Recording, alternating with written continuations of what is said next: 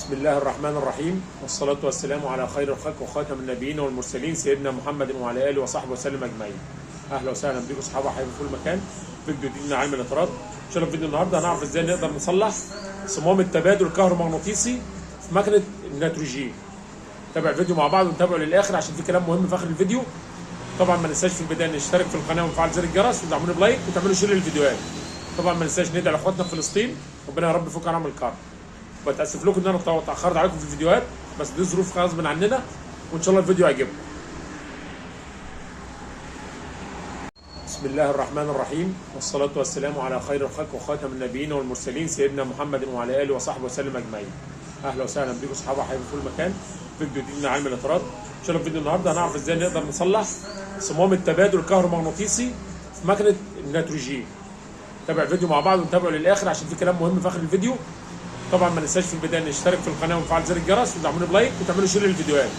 طبعا ما ننساش ندعي لاخواتنا في فلسطين، ربنا يا رب يفك عنهم الكرب. بتاسف لكم ان انا اتاخرت عليكم في الفيديوهات، بس دي ظروف غصب عننا، وان شاء الله الفيديو يعجبكم.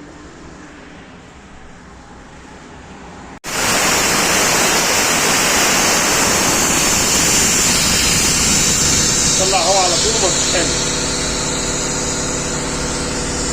الجزء ده معنى كده البس ما بروحش ويجي.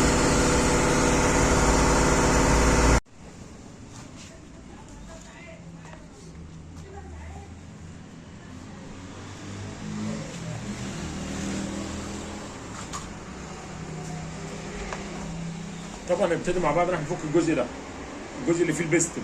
تمام، نبتدي نفك من عند المسمارين اللي فوق اهو. نفك الوش اهو. طبعا بيبقى جامد اول مره يتفك،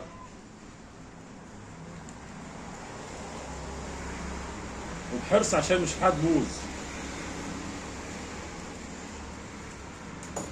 طبعا انا لما لقيت تنفيسه جامده فلازم افك عشان اعرف التنفيسه دي سببها ايه.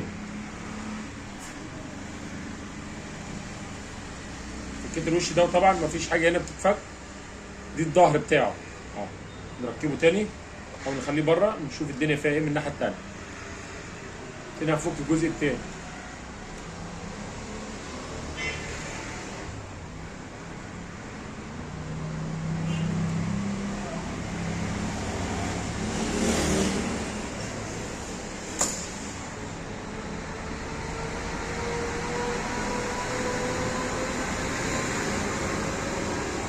نطلع البستم اهو، الجلد بتاعه من جوه.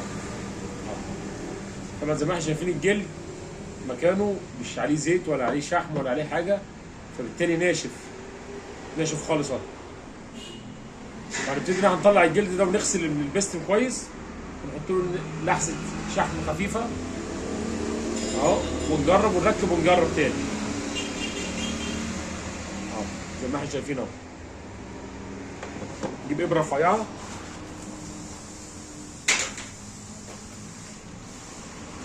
وبالراحه خالص وانا بطلع الاستيك عشان ما تقطعش مني، لان الاساتك دي صعب ان انا الاقيها، صعب جدا ان الاقي اساتك زي دي.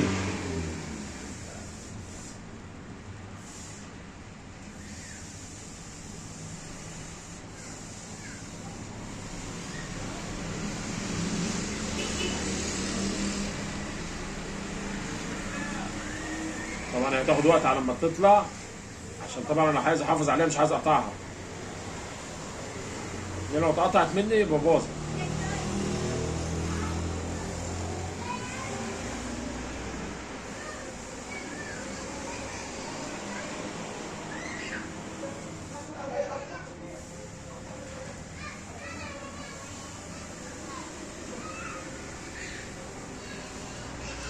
تعبه قوي، تعبه قوي قوي.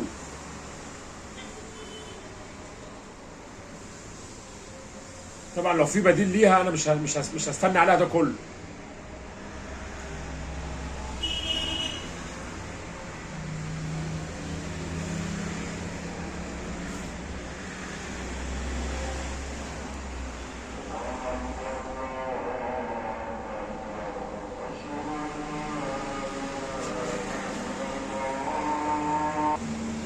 طبعا اهو طلعنا الخمس اساتك او ست اساتك هم، طلعناهم كلهم، وهنبتدي ان احنا نغسل دي ببنزين. زي ما قلنا قبل كده احنا بنغسلها ببنزين.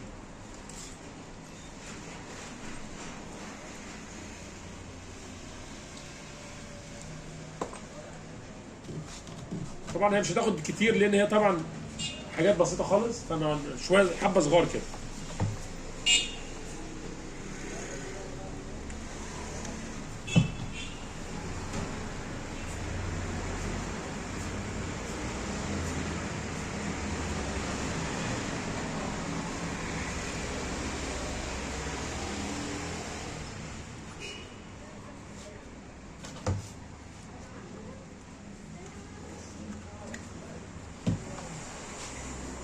اتغسلت اهي، نبتدي ان احنا ننفخها بالهواء عشان نطير الشوائب اللي عليها.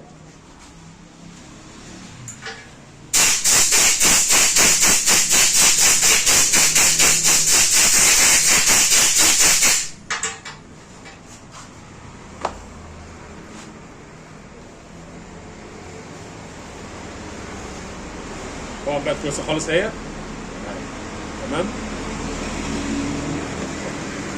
طبعا لو عرفنا نغسل ديت بحته سفنجه او حته قطنه ولا حاجه ببنزين، يفضل احنا نعملها من جوه، نغسلها من جوه حته قطنه كده ببنزين، تمام. طبعا هنعملها وهنحط لها لحسه شحم زي ما هنشوف مع بعض. اهو بعد ما غسلناها من جوه ونفضناها بالهواء زي ما عملنا مع البستم اهوت. هنجيب الشحم ولحسه طبعا شحم نضيف، لحسه شحم خفيفه خالص، لحسه خفيفه خالص. نقدر نحط على ايه، على البستم نفسه كده حاجات خفيفه برضه مش كتير عشان مش كتره مش كويس. تمام.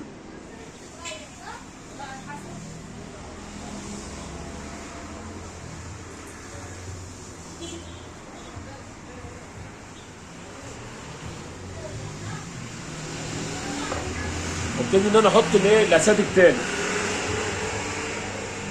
وبالراحه خالص وانا بركب الاساتك عشان ما تقطعش مني، اما هحافظ على الاساتك.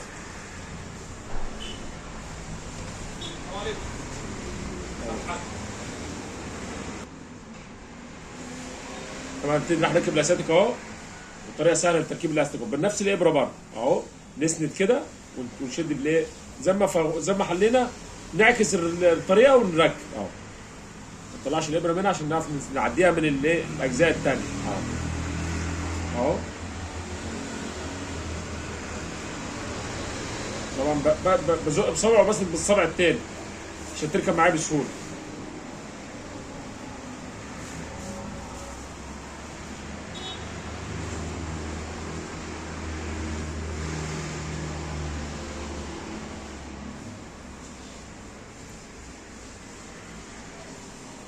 ركب الاستيك اهو، تمام كده. استيك الركبه هنركب برضو التالت نفس الطريقه، برضو هنعديه بنفس الطريقه من هنا ومن هنا عشان تبقى سهله معانا، ما يعملش معانا في اي حاجه ولا يتقطع مننا.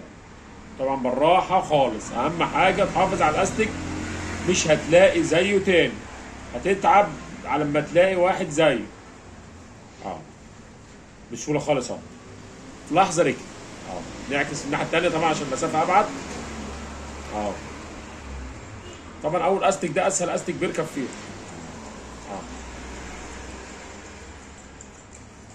ما تسحبش الابره الا لما اظبط اتجاه الاستيك نفسه. الاستيك لو جيب العرض غلط، لازم الاستيك يبقى واقف بالطول زي ما هو كان راكب بلف كده عشان خاطر الاستيك ايه ياخد الوضع بتاعه الطبيعي ركب بسهوله خالص اهو. ودايما اخلي جنبي حته قماشه نظيفه علشان امسح بيها اول باول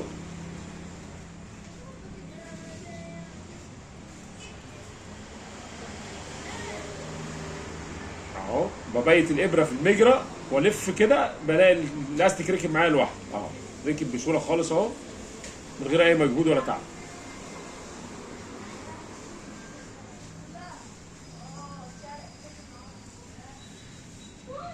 طبعا ايديا متعصى شحم فطبعا بتزحلق، بس الحمد لله مش مشكله يعني، ان شاء الله ربنا يسترها وبركبها على خير ان شاء الله.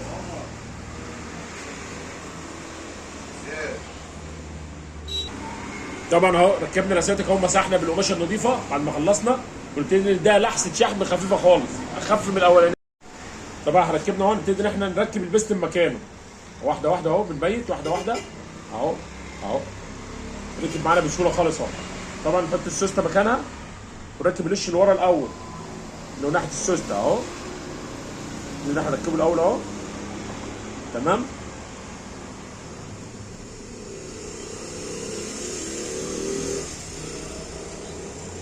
احنا بنبقى واحده واحده عشان المسامير دي لو في المسمار فوت القطعه كلها باظت على بعضها وتروح تجيب واحده غيرها على طول، لان ما ينفعش ان يبقى في تفويته ولا في حاجه بايظه. يبقى اللي احنا عملناه كله باظ على الفاضي. واحده واحده اهو بنركب اهو بالراحه خالص اهو.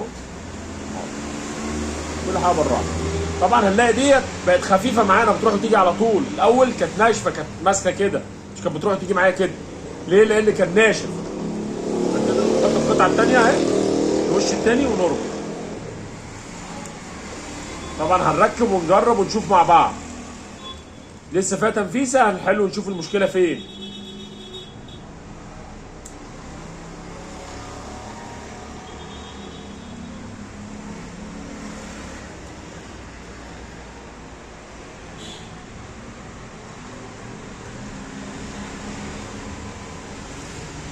نظبط الفتحه على المسمار عشان فتحه المسمار السن بتاعها ما يبصش اهو.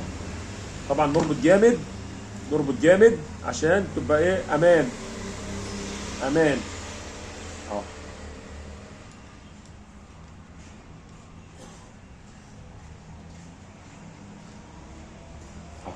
كده جمعنا القطعه تاني وهنبتدي ان احنا نركبها في المكنه ونجرب نشوف التنفيسه لسه موجوده ولا راحت. طبعا احنا ركبنا وبنجرب اهوت شوف هيشتغل ولا لا.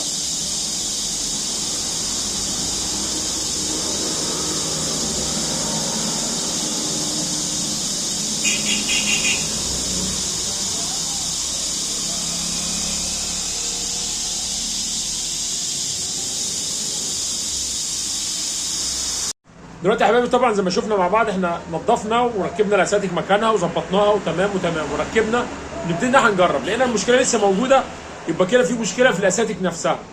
الاساتك طبعا مع الشغل وكتر الشغل تبتدي ان هي تتاكل فبتضعف فبيحصل تسريب للهواء بين الاساتك وبين البستم نفسه. طب نعمل ايه؟ يا اما نغير الاساتك وهي صعبه، يعني انا عن نفسي دورت على اساتك دي كتير وما لقيتهاش. فلو انت هتقدر توفرها يبقى طبعا يبقى حاجه كويسه وخير ليك.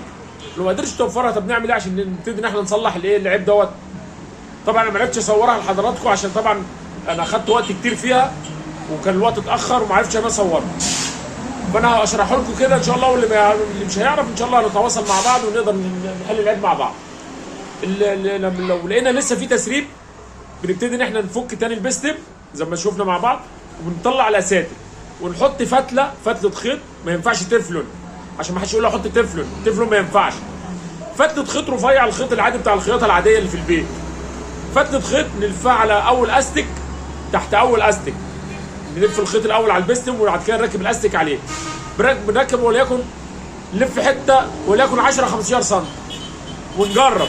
يعني الف الحته 10 دي 10 سم دي واحط الاستك عليها واجربها في البستم، ادخلها في البستم كده. لو دخلت مرتاحه يبقى لسه عايزه تعلى شويه كمان.